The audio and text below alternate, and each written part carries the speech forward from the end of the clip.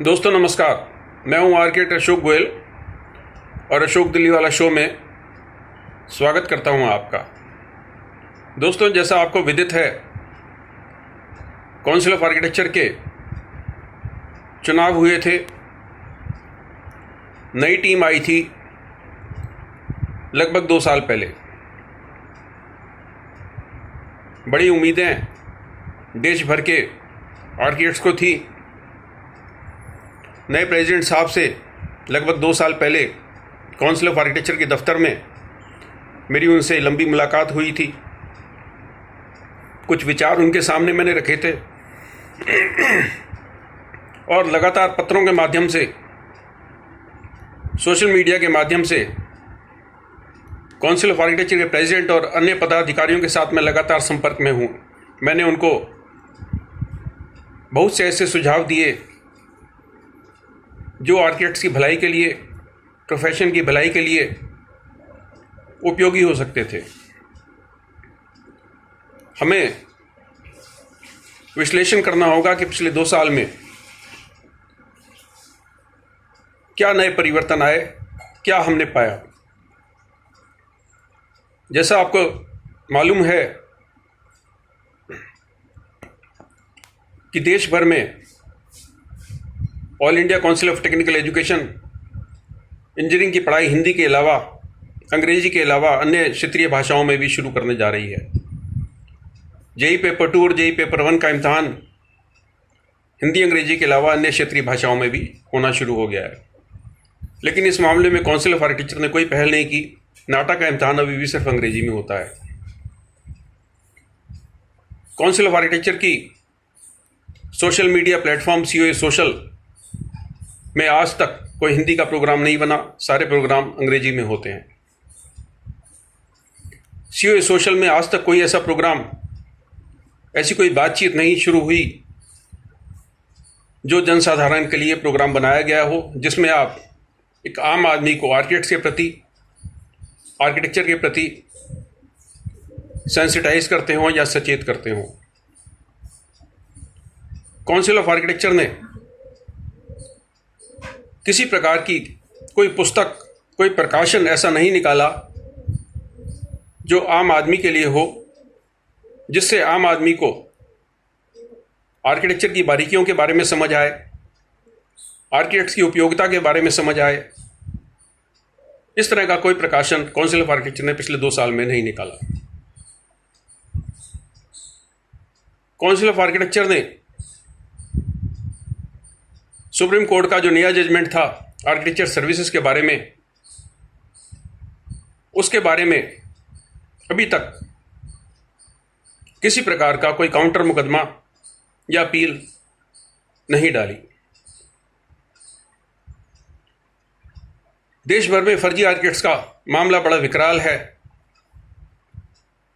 Council की website पे एक पोर्टल तो बनाया गया शिकायत दर्ज करने का, लेकिन मेरी जानकारी के अनुसार पिछले 2 साल में भी पुराने सालों की तरह ही काउंसिल ऑफ आर्किटेक्चर ने किसी फर्जी आर्किटेक्ट के खिलाफ एफआईआर दर्ज नहीं कराई। सुप्रीम कोर्ट का एक स्पष्ट निर्णय था कि काउंसिल ऑफ आर्किटेक्चर में जिसका रजिस्ट्रेशन हो गया, देश भर की कोई डेवलपमेंट अथॉरिटी उसका पुनः रजिस्ट्रेशन नहीं करेगी। कोई डेवलपमेंट अथॉरिटी उससे किसी प्रकार की फीस नहीं वसूलेगी। अभी भी देश भर में जगह जगह development authorities, municipal committees architects के शोषण में लगी हैं, उनसे फीस वसूल रही हैं। इस तरह की परंपरा अभी तक कहीं बंद नहीं हो पाई। हम कुछ सॉफ्टवेयर्स की बात करते हैं जिसमें हम कहते हैं यूजर फ्रेंडली। काउंसिल के नियम आमतौर पे यूजर फ्रेंडली नहीं है। अगर कोई आर्किटेक्ट अपनी फीस जमा कराना भूल जाए या विदेश में कार्यरत है, नहीं दे पाए, तो 10 रुपये रोज के हिसाब से उससे पेनल्टी ली जाती है। यानी अगर कोई 4 साल के लिए विदेश चला गया, फीस नहीं जमा करा पाया, तो 3600 रुपये साल के हिसाब से तकरीबन 12-13 हज़ार रुपये उससे जुर्माना वसूल कर लिया जाएगा। ये किसी प्रकार से न्यायोचित नहीं है। काउंसिल ऑफ आर्किटेक्चर को पूरा प्रयास करना चाहिए कि वो उसके सारे नियम यूजर फ्रेंडली हो, यानी आर्किटेक्ट फ्रेंडली हो। डिप्लोमा की पढ़ाई, आर्किटेक्चर डिप्लोमा की पढ़ाई के अधिकतर कॉलेजों को काउंसिल ने चिट्ठी भेजी है कि आप हमसे अप्रूवल लीजिए।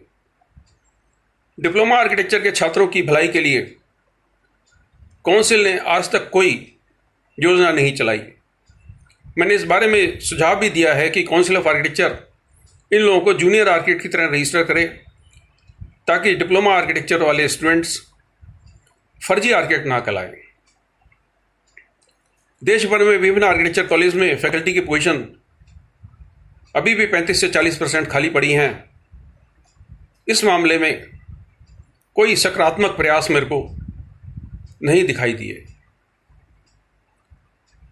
2 साल बीत गए, 1 साल और बीत जाएगा। हम तो चाहेंगे कि जो नई टीम है ये पुनः जीत के आए, चुनाव जीत के आए, आगे भी काम करते रहें। लेकिन इतिहास में आपका काम दर्ज होगा। काउंसिल के पिछले कितने सारे प्रेसिडेंट रहे हैं। देश के 1.25 लाख आर्किटेक्ट्स को 3 या 4 लोगों के से ज़्यादा का नाम याद नहीं होता। इतिहास उन्हीं को याद रखता है जो इतिहास रचते हैं। आपके पास भरपूर मौका है, आप इतिहास रच दीजिए। आर्किटेक्ट्स फ्रेंडली नियम बनाइए, आर्किटेक्ट्स के ऊपर पेनल्टी सारी बंद कीजिए। हिंदी में आर्किटेक्चर की पढ़ाई की व्यवस्था शुरू कीजिए। डिप्लोमा आर्किटेक्ट्स की भलाई के लिए उनका रजिस्ट्रेशन शुरू कीजिए।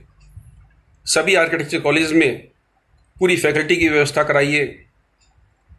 सभी डेवलपमेंट अथॉरिटीज़ को चेतावनी पुनः भेजिए कि आप किसी आर्किटेक्ट का रजिस्ट्रेशन नहीं करेंगे, क्योंकि सुप्रीम कोर्ट का स्पष्ट ऑर्डर है। जो डेवलपमेंट अथॉरिटी अभी भी ये काम कर रही है उस पर कंटेम्प्ट ऑफ कोर्ट का मुकदमा दर्ज कराइए। ये इंडिविजुअल आर्किटेक्ट्स की बस की बात नहीं है। ये उस संगठन के लिए ज़रूरी है, रेगुलेटरी अथॉरिटी का काम है कि आर्किटेक्ट्स के अधिकारों की रक्षा करें।